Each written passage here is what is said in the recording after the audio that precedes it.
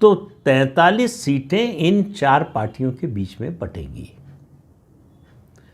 तो 20-22 सीटें अधिकतम जो है वो चिराग पासवान को मिल सकती हैं, लेकिन उनको लग रहा है कि उनकी हैसियत बहुत बड़ी है, बहुत ज़्यादा है।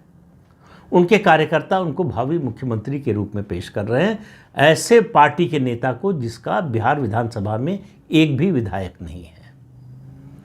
तो इसको जो है गलतफहमी के अलावा, मुगालते के अलावा और क्या कह सकते हैं। तो ये एक संभावना, मतलब इसकी अभी कोई जानकारी नहीं है। दोनों को, अगर चिराग पासवान को एनडीए में नहीं रहना है, एनडीए से अलग होकर चुनाव लड़ना है, ज़्यादा सीटों पर चुनाव लड़ना है, इस फैसले पर पहुंचते हैं तो उनके सामने 2 विकल्प हैं। एक है महागठबंधन, जहां उनका जाना लगभग असंभव जैसा है। तेजस्वी यादव और लालू प्रसाद यादव बिल्कुल नहीं चाहेंगे कि चिराग पासवान महागठबंधन में आए। दूसरी संभावना उनके लिए प्रशांत किशोर के साथ जाने की है। प्रशांत किशोर के साथ जाने से दोनों की ताकत बढ़ती है। प्रशांत किशोर के पास कोई जातीय आधार नहीं है और जातीय आधार वाला नेता भी नहीं है। चिराग पासवान के आने से उनके पास 5-5.5% सॉलिड वोट वाला एक जातीय आधार वाला नेता मिल जाएगा और चिराग पासवान को प्रशांत किशोर की छवि का फायदा मिल जाएगा। प्रशांत किशोर नयापन लेकर आ रहे हैं, उस पर कितने लोग भरोसा करेंगे?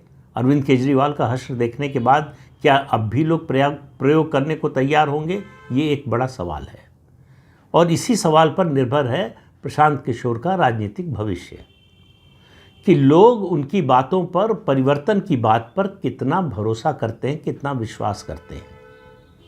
उनके पास अपना कोई संगठन उस तरह से है नहीं और जो उन्होंने बनाया है उसकी कोई परीक्षा हुई नहीं है, तो वो अभी बंद मुट्ठी है। खुलेगी तो लाख की होगी कि खाक की होगी, किसी को पता नहीं है। लेकिन चिराग पासवान और प्रशांत किशोर अगर मिल जाते हैं तो वो बिहार की राजनीति में एक तीसरा ध्रुव बन सकते हैं।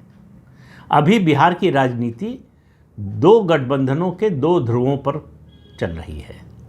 एक तरफ महागठबंधन है जिसमें आरजेडी सबसे बड़ी पार्टी है और उसमें कांग्रेस पार्टी है, लेफ्ट पार्टीज हैं।